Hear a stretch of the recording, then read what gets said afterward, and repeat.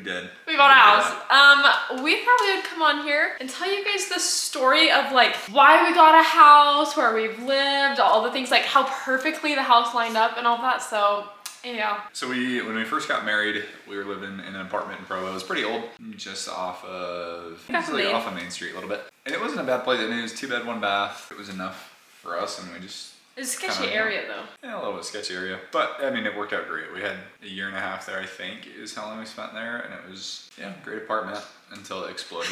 Until it all went wrong. We noticed like water. Oh, this was so weird. So one of my friends was living with us and she had a dog. We noticed that there was like this one area where like carpet and tile connected, where we're like, oh, that's where there's like liquid that's there. So we just like assumed it was her dog. And so we would have her like clean it up because it was her dog, supposedly. Come to find out, it was not her dog. We had a sewer leak, and we found that out when all of the other tiles like in the kitchen and into the carpet and like your office, oh, that was so gross. It was so bad. Filled with sewer water from the people above us. But we had told the landlords like, hey, there's like water issues in the house. Anyway, so it exploded with the sewer water stuff, literally pouring out of, what was that room? It was just like a pipe, like just a utility closet. Yeah, it was like a utility closet. It was so freaking gross. When the guys came to look at the pipes, they said that we also had a gas leak and that the pipes were like corroded and it looked like they've been there for like 10 years. I came home one day and Corbin was having like back issues during this time, so he like couldn't really like get around very easy. But I came home one day and literally the landlord and his wife were there. His wife was not very kind. She was kind of scary. All of our stuff was just like on the front lawn. And we were like, what the heck? Like what? No one told us. Like we didn't have time to like prep or move or anything. Like she didn't have a bed. Like she was expecting us to sleep there in that bed. And I was like, well, where are we gonna sleep tonight? She's like, I guess you can use like that other one in the like freaking duplex. So anyway, we moved immediately because we had no choice. And we moved to an apartment in American Fork. Over there, it was honestly a really nice one. It was pretty expensive. We had 3 bed, 2 bath, and a garage, like a single car garage. And a pool and a gym and a hot tub, and I did not mind it. No, it was actually great. It was a great living space, good community. We just really wanted to have a little less traffic because they started doing construction on the road over there. And essentially what was gonna happen is it was going to be a 1-lane road on like a 2-mile stretch. And there's 3 different apartment buildings on that road. And like complexes. 80,000 Sorry, townhomes. not just buildings, yeah. A bunch of complexes, townhomes, things like that. So there were too many people funneling in. They started the construction and then they added like at least double our ETA. No, one time I was getting added to like work. 30-40 minutes to the drive. Yeah. For no reason. Yeah. When I was there, my work was about 9 minutes away. And once they started the construction, my time went from 9 minutes to like 35 or more. It was terrible. It was not great. Then we ended up looking for apartments and we landed on a basement apartment in Lehigh. At first, it was like, honestly, it's beautiful. And we came in and we had rose-colored glasses on. And we looked around and we said, this is the best apartment ever, and it has a sauna, and it was so exciting, and we were so excited for it until we started living here, and then things changed significantly. Well, we looked at a couple other basement apartments before that. Well, it was one couple in particular. They let us hang out down there, and they were really cool. But they were like, you guys just look around, just close it up when you're done, and let us know what you're thinking. And they went upstairs, and we could hear every sound they made, everything. If they so much as farted, we could probably hear it and tell who it was. It was not great. And so when we were asking her about moving in here, we were like, could you go upstairs and like just walk around? I have terrible sensory issues and I'm really bad with like sounds and stuff, so I need quiet. And I'm a grad student, so I can't do homework if there's like any noise at all. So that was very important to us. Yeah. Continue. So basically with that, we asked her to go upstairs and walk around just because of that stuff. We told her that Shada has a lot of sensory issues. She went upstairs and she was walking around and we were just down here talking. Corman and I both got distracted in this discussion. So what we forgot to say is that when she went upstairs and like walked around, we didn't hear anything and it was totally quiet. So when we moved in and it wasn't that way, it was actually a total shock and also quite disappointing. And we liked the place, even though we somehow forgot that it had no dishwasher, a smaller than average fridge, and no microwave. No microwave. So how did we literally not see those things? I don't know. I have no idea. At this point, we're pretty convinced that God just basically blinded us so that way we could end up where we are. And literally after a week of being here, and it flooded. Yeah. Like really bad, multiple times it flooded in my nail room, and that was very frustrating. So that, from that moment, like that with the noise and like not having like a closet rack or like anything like. And she's a single mom, so yeah, there's complications with that. But her kids are just very rude. Like they don't call mom. They call their mom by the first name. So if that's not a red flag, I don't know what the heck is. And they just for hours on end will stomp and scream for hours on end. Hours. Not even giving a break.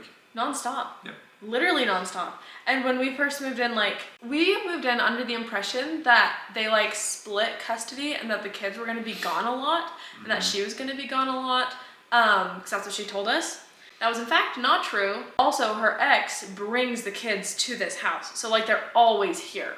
And it was always really loud. And even if they like played outside, they would like tap on our windows. I just like hated I hated that they were so loud. I hated the fact that I was hating children, and I hated that there was no like separation between us and them. Like I felt like we were just living together, which is absolutely horrible and not anything like I wanted at all. There is so much more that could be said here, but I'm just gonna keep it at that. It's at the point where we felt bad for our landlord just because she's actually very nice. Whenever she deals with us, she gets to things very quickly. Like she'll message people very fast. She always messages us fast. Like she's a good landlord. She's really nice. Parenting needs some help. Being a single mom, that's hard. It's hard. But like, don't have renters then. So as soon as we moved in, after we found out about the kids, after the flooding, we said, let's get out of here. And we started looking for a house. I did not do really any of the looking at all. If I'm gonna be honest, this is all Corman's domain. He's very great at that stuff. I also am really bad at numbers and he is not. I also make like no money and he does not.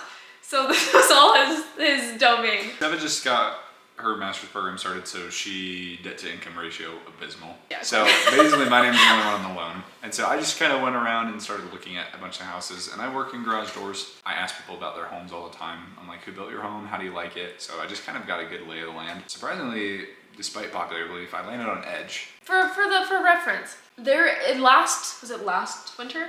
I'm not sure. Last winter or 2 years ago, there was a bunch of homes that fell off like the cliffs in Draper, Utah, and they were all Edge homes. So we like bagged on Edge very much so, because there we were were a lot like, of jokes made. yeah, because I was like, dang, they're living on the edge, a wink, you know what I mean? Like they were just like really bad homes. So Suck that joke.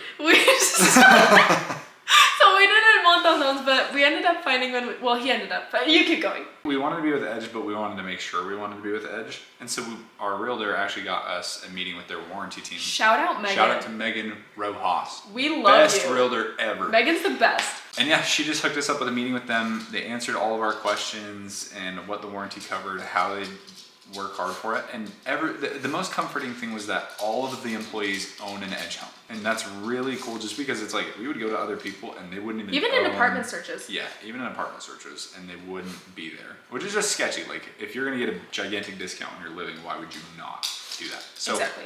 Huge red flag a lot of the time, but it worked out great. And we just went looking with Megan because we were like, we're feeling pretty good. We might want to put an offer down on something.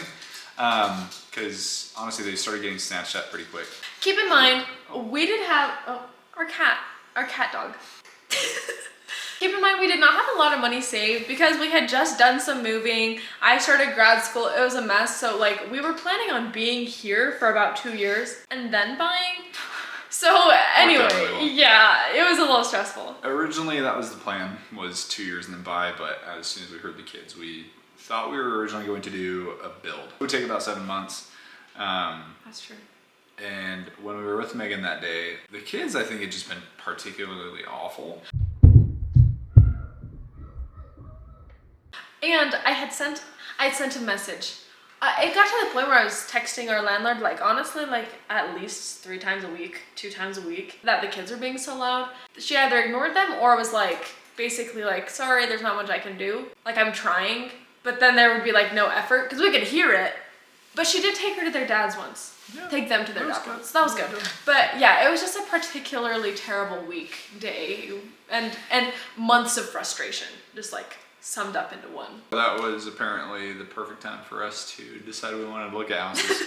And we went and toured. There were a couple of them that were still available, and Megan, our agent, told us to go on Thursday so that way we could put an offer down and the 24-hour period would start basically before Saturday came around, so that way no one else could look at it. Even Friday. So, yeah, we got pretty lucky. We looked at one and then we looked at another one, and we kind of thought about it for quite a while. We had good feelings about it, and we went and prayed in one of the rooms together about it. That was so sweet. Yeah. That was a sweet moment. That house actually worked out pretty well because they had dropped the price pretty severely from a little bit ago because it had been on the market for a little bit. We said our prayer and we thought about it, and we just got a lot of peace and a great feeling about it. And so we did have to negotiate a little bit with her, and we got a 6% concession towards the house on top of the money that they already took off.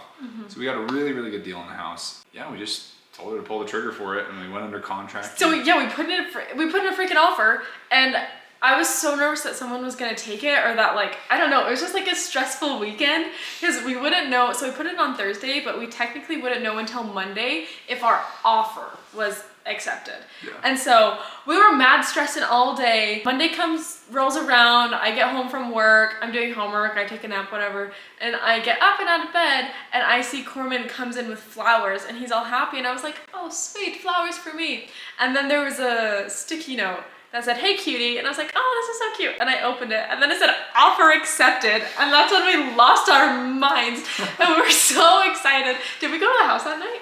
I think we did. Yeah, we probably went and just stopped by. We couldn't get in, So we've been going to our house very, very frequently to show all of our friends and family, and just to like be there and to escape the noise. But they've been gone for like a week, so that was actually kind of nice. Right before we moved, it's great. Here's the God part too.